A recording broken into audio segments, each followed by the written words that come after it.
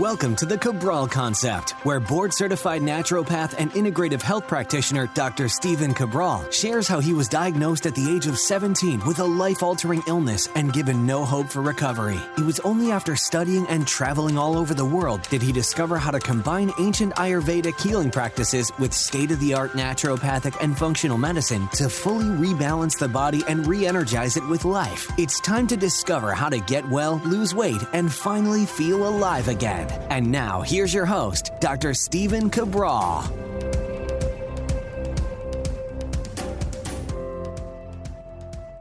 Hey everybody, welcome back to a new week of the Cabral Concept. So glad you could join me here for our Mindset and Motivation Monday, the best way to start the week. Today's show is certainly a topic of these times, of course, but it goes on a much broader scale as well. And it's really talking about why good people, honestly, really good people can sometimes do bad things. So we're going to discuss this today in the grand scheme of things. It's called the Milgram experiment, first conducted by Stanley Milgram, who's a psychologist at Yale University. And what I want to do is I want to take you through this particular study, just have you examine it, dissect it, see what category you would fall into, and what might this lead to in the future? So I found this to be very interesting. I had not actually heard about the experiment directly in the way that it was conducted until just a few weeks ago. And when I started to dive deeper into it, I found it really interesting because, when we look back into certain when we look back at our history and we look back at certain things that have gone terribly wrong, when we heard the stories about things like Guantanamo Bay, and we heard about certain concentration camps, and we heard about all these different things, we're saying, well, like the people who were in those scenarios and situations, they had to have known it was wrong. But it goes so much deeper than that, and that's what this experiment looks at. I mean, it really does. So I want to take you through it right now. So really top level stuff. We have to understand is that during this experiment called the Milgram experiment, and then I'll bring it full circle in the end, is that there was essentially a test subject in a room being asked a series of questions. Now, behind the glass on the other side, there was the authority, the person in the lab coat holding the clipboard and asking the questions to the test subject in the other room. They were read out loud, and when the person got the answer correct, okay, well then nothing happened. When the person got the question wrong, they would be given an electric shock. So what the interesting part of this experiment was not the test subject being asked the questions or the authority asking the questions. It was that there was an intermediary. There was an additional person. And that person was a everyday person taken off of the street, and they were asked to administer the shock. So at first, the electrical shocks were very minor. So these were minor shocks being given to the person when they got the question wrong. But every subsequent question that they go wrong, the actual electric shock got stronger and stronger. So as it went on, there might have been, let's say, a series of 10 questions. The number doesn't really matter. By the time they got to the 10th question, it would be extremely painful to the test subject. They were being shocked and they would be screaming, they would be yelling, yet the person administering the shock continued to do it. Even if they questioned the authority, they would say, yes, this is the way that it has to be.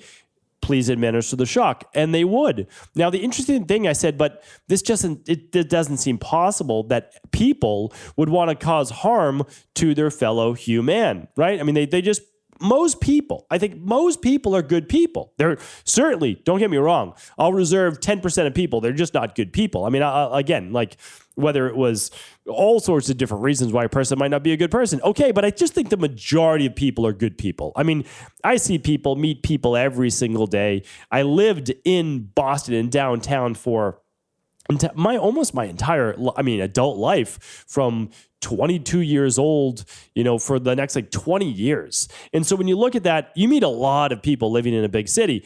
And I'm willing to bet that, maybe they weren't all the friendliest people, but 9 out of 10 people seem like good people, right? I mean, at least that, right? That they wouldn't administer painful, excruciating electric shocks to another person.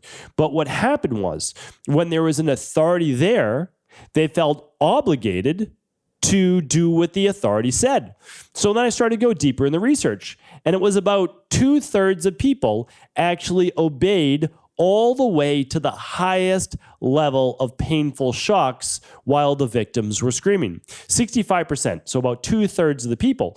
That's essentially 6.5 people out of 10 people who are just good, decent people, most likely, people administering shocks, causing another person harm.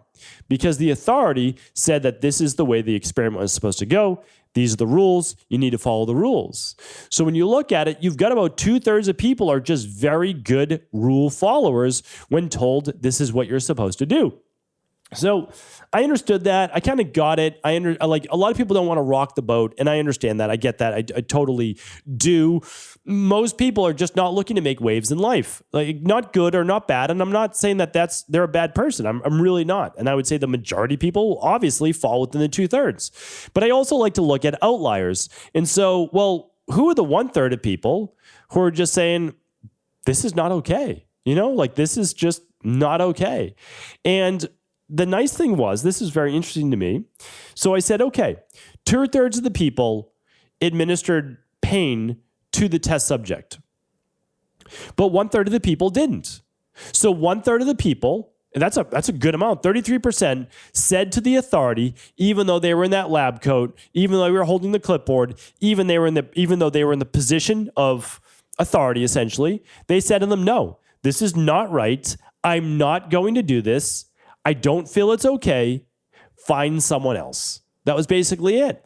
And that to me, even though they honestly, what did they really have to lose? Maybe they were going to lose out on being paid, $50 for that hour, or maybe they were going to lose out on an internship at that university, or whatever it might be, right? They said no to it. They sacrificed maybe a little something, but they did it so that their fellow human was not in pain. They knew innately it was wrong, but the difference between them and the 2/3 is that they were willing to speak up, they were willing to cause a little bit of waves right in the water, and they were willing to say no.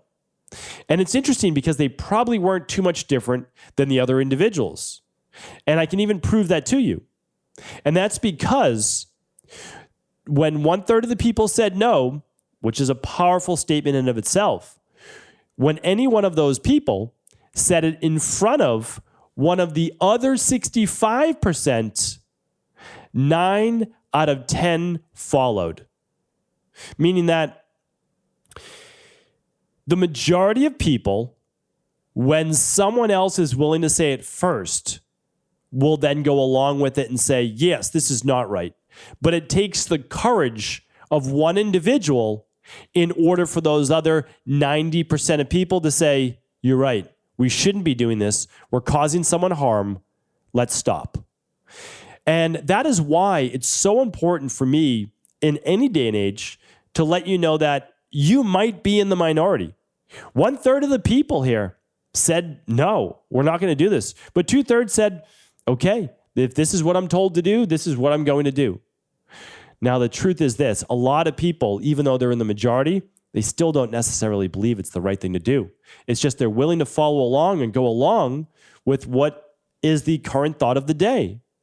And so when some of those people stick their neck out, go against the majority, which is simply following the authority, other people begin to follow because they know it's the right thing. Maybe not even right away, but in time, they know it's the right decision. Because I really believe that as humans, we know that we are not supposed to cause another person harm. I honestly believe that. So, one of the first laws of medicine, essentially, the Hippocratic Oath is first, do no harm. It is what we are supposed to do in the health-based industry, the medical industry, of course, any industry. It's like the first thing you don't want to do is hurt anyone else's physical or emotional based health. That's such a big thing. Now, in this case, in the Milgram experiment, you are hurting this person physically and emotionally by instituting an electric shock. Now, I will let you know that the authority and the test subject were in on the experiment. And so no one was being caused harm. That's the good news, right? Now, it was an actor as the test subject showing increasing pain and screaming as the electric shocks got worse and worse, right? But the test subject didn't know that. This is an experiment that was going on. So the good news is no one was actually getting hurt. Now, the test subject, though, was still administering those shocks by pressing a button in order to cause that pain. And that's the issue right now, is that deep down, I believe that the majority of those people, 90% of those people, knew it was wrong. And that is why they went along with once someone stood up and spoke up. But it's also why I want to share with you here today. Don't wait. If you know something is unjust, if you know something isn't right, speak up. Say something. You don't necessarily have to cause a tidal wave, but just don't go along with it. That's it. You don't need to necessarily rally all of the troops as well, but just say, you know what? Not me. Not today. It's not happening. I'm not going to cause this person harm. That doesn't make sense to me. If someone else feels it makes sense, okay. But now, if everyone did that, we know in this case study at least 90+% of people would have said no. 10% would have still gone along with it. This study shows this. This experiment shows this, right? 10% will still go along. I feel that's probably right. 10% of people, maybe they aren't the most positive people for their fellow human, right? Okay, but 90% is the vast majority. 90% of the people know the right thing to do. Only 1/3 act on it. I implore you to be one of that 1/3. If you're listening to this podcast, if you're actively engaging in self-improvement, self-development, improving your overall health, and you're trying to preach that to others, you have to be that person. You have to be the person to call out an authority when you feel something is being done unjustly. You have to call out any type of rules or laws or anything that you feel is being put into effect that you feel is unjust.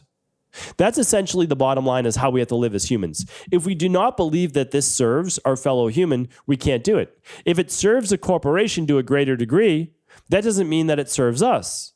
If it serves to make more profit for a big corporation, that doesn't mean it serves more people. We have to understand that oftentimes people in authority are put there because of a lot of dollars and private interests. So when we look at overall just politics and governments all around the world in general, it's often a popularity contest dictated by a very large, as they call it, war chest in order to be elected. It's said in the United States government, for you to become president, you need to have raised over $1 billion in terms of advertising and marketing spend. Well, a lot of that's going to come from private interest groups. And those private interest groups are going to, of course, want to get a return on that investment. And that could be voting a certain way, doing certain things. So what I want us to realize is that as people, I believe people know innately the right thing to do. When it starts to come to larger corporations, corporate interests, governments, certain authorities, I think that sometimes their interest can be swayed. Deep down, they know the right thing to do, but they've made compromises along the way. Those compromises along the way have compromised their integrity. And now when the integrity is not there, well, oftentimes one small little, glitch in their integrity, one little notch down, the next one, it starts to add up over time and they almost become desensitized to it. It is our job to make sure that we know and that we say something and we say that this is not okay, that this is unjust. It's not something that we're going to stand for. And as part of that 1/3, we're going to use our voice to say so. And if that 1/3 says something, believe me, 90% of all the other people will eventually follow. Because when the truth is on your side and humanity is on your side, you're always going to end up being right. Hopefully today's podcast was helpful. As always, please do feel free to share this show with anyone you believe it could serve. Take care, everyone. Be well.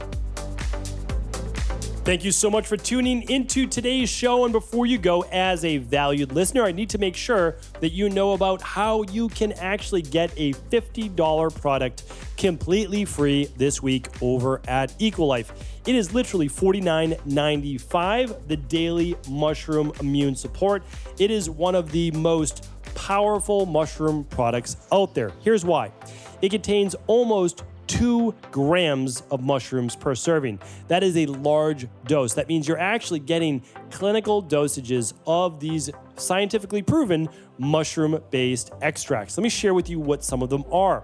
You've got reishi blend, which reishi is one of the most powerful mushrooms in and of itself, that it can actually help balance the overall healthy levels of immune system. Chaga, which is used for endurance and stamina, has lion's mane, which is great for the brain and thinking and focus, cordyceps, which is used for endurance and so much more, maitake and shiitake, which are actually used for the immune system, agaricus, great for the brain, great for the cardiovascular system, and turkey tail, which is used for the immune system, circulatory, brain as well. Like I said, this is a very powerful mushroom-based blend. It can be used on a daily basis, and it's honestly as simple as taking 1 capsule at 3 meals or taking 3 capsules all at once, your choice, any meal of the day. It can help with so many immune-related issues and also supporting healthy levels of inflammation, as well as energy and so much more. I'd love for you to check it out. You can head on over to stevencabral.com/shop. Click on the banner and learn more about the daily mushroom immune support. And you can get a free $49.95 bottle on us in all qualifying orders over at stevencabral.com/shop.